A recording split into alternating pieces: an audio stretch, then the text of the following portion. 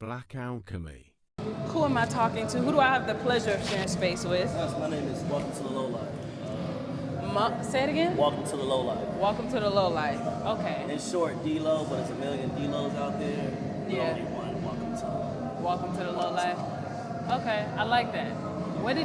How did that come about? Like, where did you get that name from? So it's crazy. What inspired that? I'm a 100% producer now, but like back in the day around 2010, I used to rap.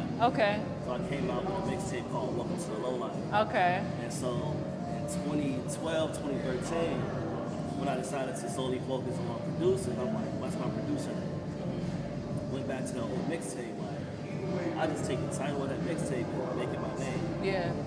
And I already had a producer, I had a tag that said Welcome to Lowlife.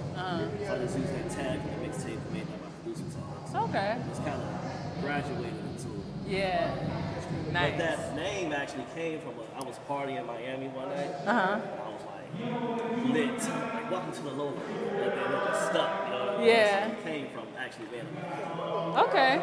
So where are you from? Where's your stomping grounds? So I'm originally from Suffolk, Virginia, 757 kid. Okay. I got family there. Currently reside in Atlanta, so I'm in Atlanta. Okay. So I Nice. operate everything out there. Okay, got you. So when did you first start producing? I know you said you started like rapping, but when did the producing become like your cardinal method of self-expression? So I was producing first. So I started producing in 2004. Okay. And then, you know, as you start producing, you start engineering, you start writing, rapping. So I kind of started doing everything. Like I said, 2004 I started, 2012, 2013, 100%. Yeah.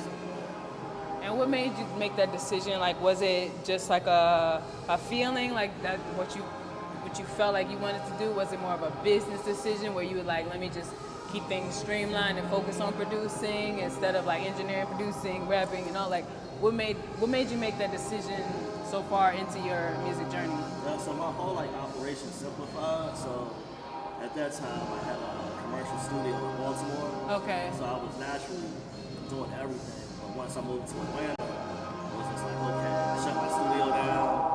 I can just focus on what I really want to focus on. Yeah. And my true love is production. Yeah. So who are some of your inspirations for like who are your producer inspirations? Not who you sound like, because obviously you're unique, nobody's gonna have your sauce, but who inspires your sound on the producing end of the spectrum? I think the first one is Jay Dilla. Okay. I like Knots. You know, he's from VA, Norfolk, Virginia. Okay. Legendary Knots. You're gonna have to give me all these names when we get off camera, because Sure. I want all these recommendations of artists. Okay. You say the legendary Knots, yeah. The legendary Bink, he's from Norfolk as well. Okay. So a lot of their songs and stuff, you don't even know that they did it raining out in your backyard. Yeah. Some of Jay-Z's biggest records, some of Really? Kanye's Devil in the New Dress was produced by Bink. Really? Not Still Alive for Busta Rhymes. Like Just Blaze, Pharrell, Timbaland, Yeah. Jermaine Dupri, you know, hip hop and R&B style. Yeah. I like a lot of like Q-Tip. I could go on. Yeah. I can really go on, but I think those are my key people that I like when I hear. Like when I hear it now, it's like I gotta get better. I hear stuff that they did years ago. It's like, damn, I'm still catching up to what they did in the past. Right. Yeah. But as a fan, when I was a fan listening, it was just different because I'm not listening to critique. I'm Right. listening as a fan, so those guys really captured me. Swiss Beats, he captured me as well. Yeah. So would you say, when you listen to music, when you first started, you started with producing, right? Yeah. So how did you learn, like what did you learn on, like what equipment did you learn on, who gave you your first like start, like did you have any mentors that gave you some like DIY shit, like hey, figure it out, like right. What did that look like? Man, I remember it. So this June made 20 years that I've been producing. So June, it was the summer of 2004. Okay. My dad he's always been a DJ, so I've always been around music. But in 2004, he decided that he wanted to get One second. Let me make sure this is up far enough because I don't want the music to over drown us. Yeah.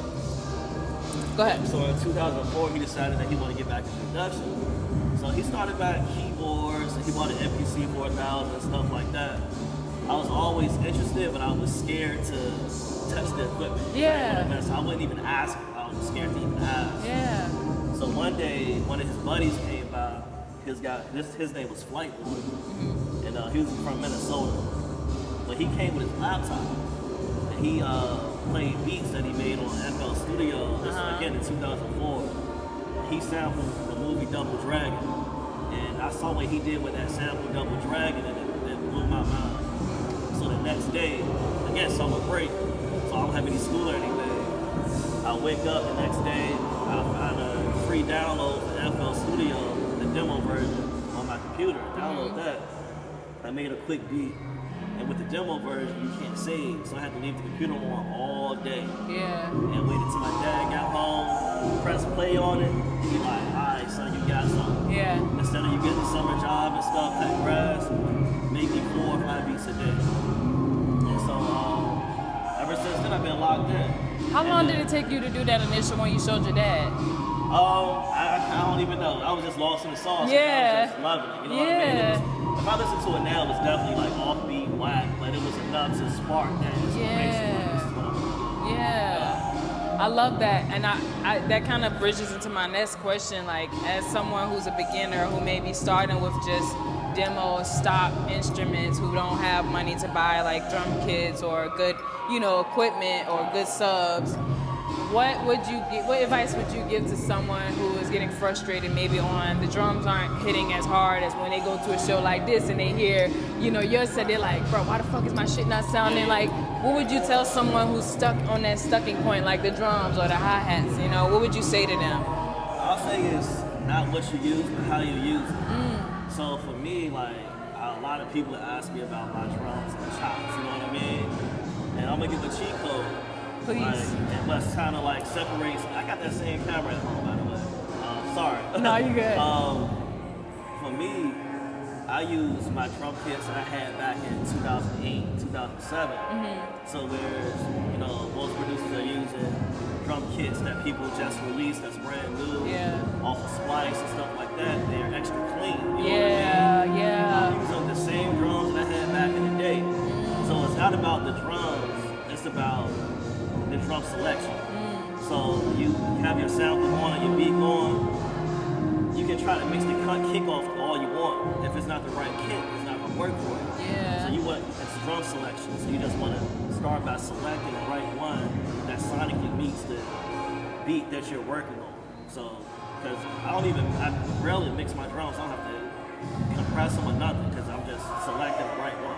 Do you ever get ear fatigue when you listening to all the different drums and you trying to find that what you talking about, that feeling where it hits, like, you don't ever get tired of hearing? Not because for me, it's looking for the right drums. It's like looking for a sample. I take my time. Like, I listen to the whole record. I take my time digging for samples. So I want to make sure I'm selecting the right drums too.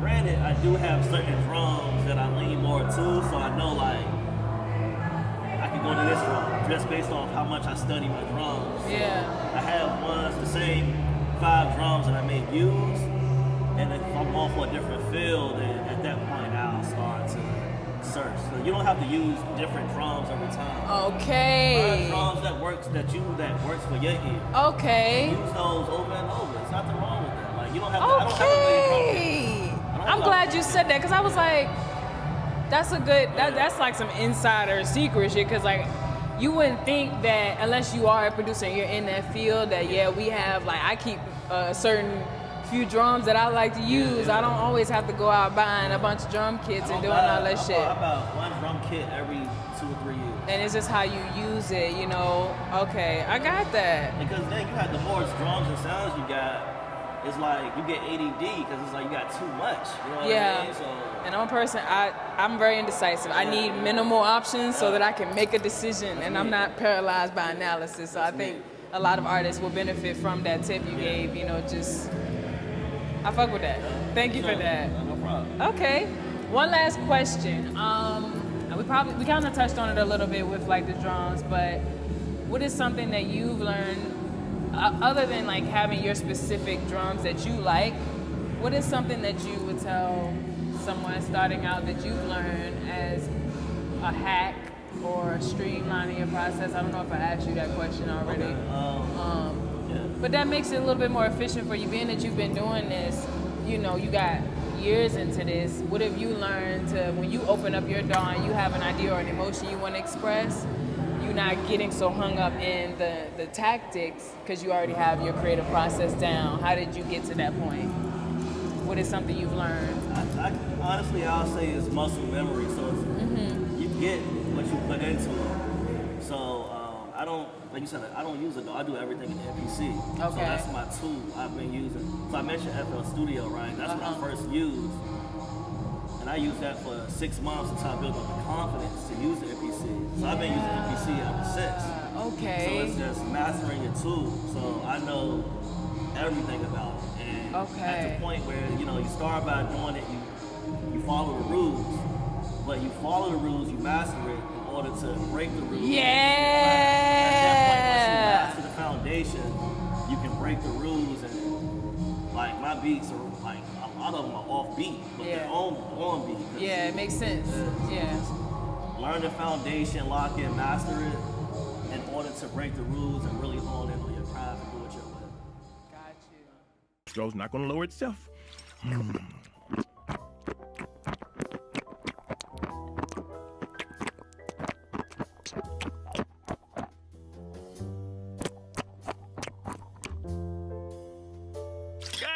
That was the best Cheerios I ever had in my life. That wasn't a regular Cheerios, was it? No. That had to be Honey Nut. It had to be Honey Nut. It tastes like Honey Nut, tastes like Cheerios, but nuts dipped in honey.